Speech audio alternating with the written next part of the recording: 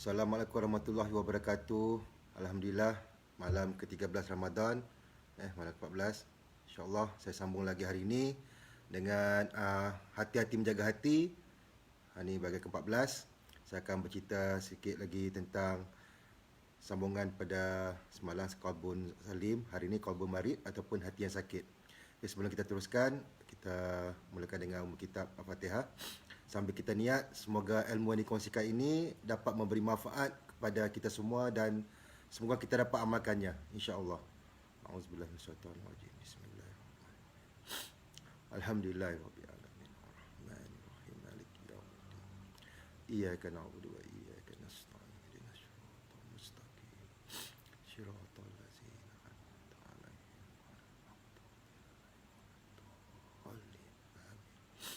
Bismillahirrahmanirrahim. Allahumma salli ala sayyidina Muhammad wa sallam Muhammad. Alhamdulillah. Semalam saya cerita pasal Qalbun Salim, iaitu hati yang sihat. So, orang yang punya hati yang sihat ini sebenarnya dia ikhlas dalam setiap amalnya. Apa yang dia buat adalah untuk Allah SWT. Dia jaga hati dia daripada keinginan menentang ikhlas. Dia jaga hati dia daripada hawa nafsu yang menentang ajaran Rasulullah SAW.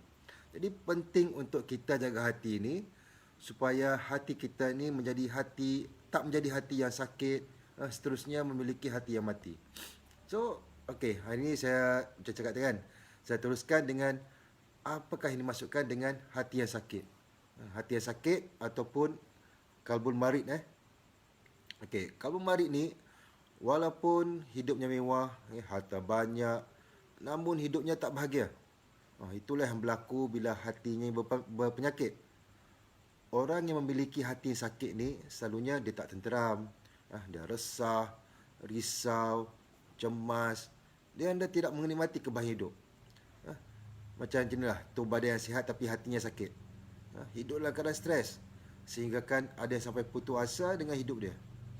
Macam ni kita kan tengok kan, kalau badan kita terasa sakit, gigi sakit, kepala rasa sakit, mulut rasa sakit, tentu kita tak senang duduk tak rasa gembira atau bahagia. Macam putus cinta lagi putus cinta lagi boleh menyebabkan orang tak keruan kan, hidup dia macam tak senang lah dia, apatah lagi kalau dia putus tunang ke, nak kahwin tak jadi, tentu ada yang menderita hati dia. So begitu juga dengan hati yang sakit ni, walaupun badan dia sihat, tapi bila hati tu sakit, sebenarnya dia tak akan aman hidup dia. Senang cerita, hati yang sakit ni adalah sakit dalaman yang tak kelihatan. Kita tak nampak melalui mata kasar, walaupun fizikalnya dia nampak sihat walafiat, hakikat dia sakit hati dia sakit tu, penyakit hati ni, Allah Akbar. Kita tak nampak benda tu. So selain dia tak rasakan kebahagiaan, dia tak rasa semua nikmat yang dikurniakan Allah SWT. Orang yang hati sakit ni juga dia sering terjerumus ke dalam kemaksiatan dan dosa. Tak kiralah besar atau kecil dosa tu. So sebenarnya Qalbun Marid ni ataupun hati yang sakit ni, dia memiliki dua unsur yang saling tarik menarik. So di mana orang yang hati sakit ni ataupun Qalbun Marid ni, dia ada dari zon takwa dan zon nafsu. Benda ni sering berlawanan. Selalu dia antara dua-dua ni ada. So dia menjadikan apa yang dimaksudkan oleh, kalau kita tengok dalam surah Al-Hajj ayat 52 ke 53, dia kata macam ni dalam Quran dia cakap, dia menjadikan apa yang dimasukkan oleh syaitan tu sebagai cubaan bagi orang-orang dalam hatinya ada penyakit dan yang keras hatinya. So, orang yang Qalbun Marid ni, hati sakit ni, dia ada dua unsur tu lah, saling tarik menarik, ada zon takwa, zon nafsu, saling berlawanan.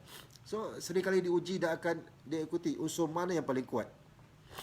Tu dalam hatinya ni dia ada rasa cinta pada Allah SWT, ada keimanan, ada keikhlasan, tawakal kepada Allah. Tapi walaupun hatinya ada cahaya keimanan, tapi cahaya dia ni kurang terang. Walaupun dia ada cahaya keimanan tapi kurang terang, sehingga terdapat sisi hatinya yang masih dipenuhi dan dikuasai oleh nafsu syahwat. Sebab dia dikuasai nafsu syahwat ni lah, dia membenarkan syaitan berleluasa keluar masuk dalam hati dia. Kadang-kadang dia cenderung pada ketaatan, tapi kadang-kadang pada kelalaian, kemaksiatan, sebab pengaruh sifat nafsu tu. Inilah unsur yang menghancurkan dan membinasakan hati tu. Maknanya orang yang memiliki hati yang sakit ni ataupun kabur marid ni, dia boleh saja beriman tapi penyakit hatinya banyak. Hati yang penyakit ni pula adalah akibat dari tindakan kita sendiri, iaitu kita yang biarkan kita diri kita ni mengotori hati tu.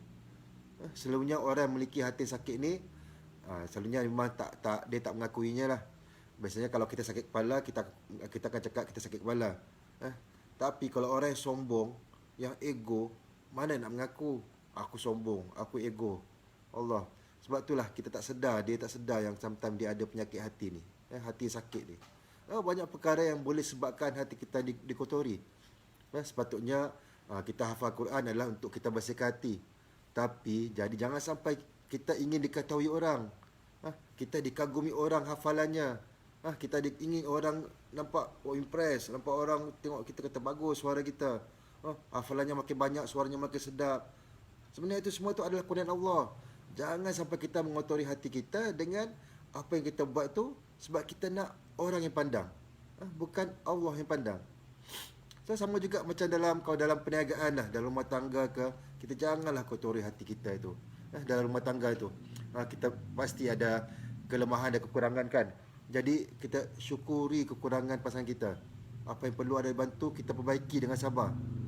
Kita janganlah kotori hati kita dengan, dan kita biasa kita macam kita sombong, kita yang macam, kalau contohlah macam seorang lelaki dengan pasangan dia kan, ketua keluarga. Dia rasa dia semua dia kena ikut cakap dia sebab dia ketua keluarga. So dia yang power kan, ini power. Sama juga ke office.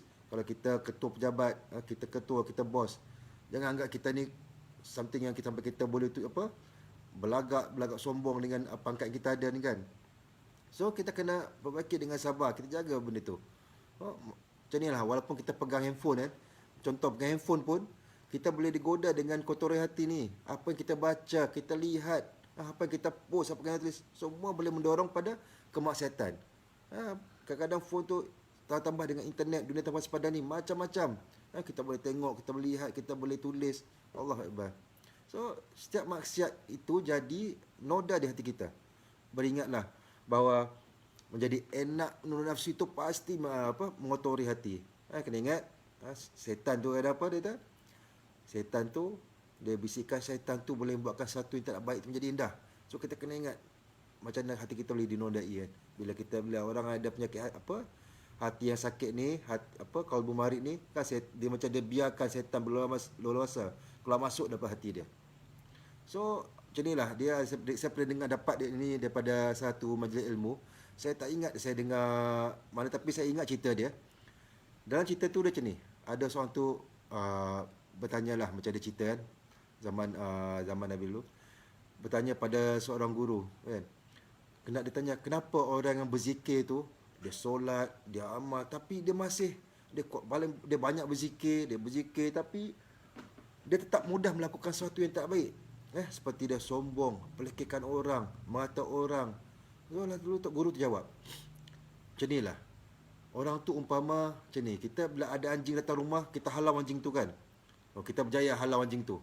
So anjing tu pergi. Tapi kenapa anjing tu tetap datang kembali? Kerana apa? Kerana masih ada tulang-tulang di rumah kita tu. Itulah yang menjadi makanan mereka. Sebab tu anjing tu datang balik. Begitu juga dengan kita. Walaupun kita berzikir banyak, dapat halau, dapat bersihkan, tapi kenapa perasaan penyakit tu datang balik, benda tu datang balik? Inilah sebab adanya tulang-tulang dalam diri kita, iaitu tulang itu adalah penyakit hati kita itu. So selagi ada penyakit hati dalam diri kita itu, menyebabkan kita mudah terpengaruh dengan sifat nafsu yang menguasai. Itu yang mengotori hati kita ni. Sebab tu dia, walaupun dia berzikir, masih beramal, tapi dia masih tetap mudah untuk berlagak sombong, mengata orang, pelekehkan orang lain, jadi ego. Bukan penyakit hati tu. So bila hati tu dah jadi kotor kan, so kita perlunya kita bersihkan dia. Jika tak, ia akan mengakibatkan penyakit hati ini menjadi lebih mudarat. Seterusnya menjadi kalbun mayit ataupun hati yang mati. Contoh macam inilah, umpama handphone kita kan, ataupun kita punya laptop ke komputer ke, kalau kita tak delete dengan data-data atau benda-benda yang tak berkenaan, memori kita akan penuh. Kalau kita ambil phone kan, gambar banyak, benda lagi apps tu lah, apps ni, penuh sangat. Apa jadi? Kalau kita tak delete unnecessary yang punya file kan. So, dia akan jadi apa? Akan jadi hang. Tak boleh operasi dengan sempurna dah. Memang terlalu padat lah. Sama macam hati kita ni. Kalau kita tak bersihkan dia, bila kita dah kotori, kita tak bersihkan, tu jadi hang tu nanti. Jadi untuk kita tidak, jangan kotor hati kita ni, kita kena elakkan hati kita ni daripada berpenyakit. Jadi adalah penting untuk kita tahu apakah penyakit hati yang dalam hati kita ni. So that hati yang sakit tu, kita kena sedar diri yang kita ada benda-benda macam ni. So kita kena berusaha untuk membersihkannya sebelum ia menjadi hati yang mati.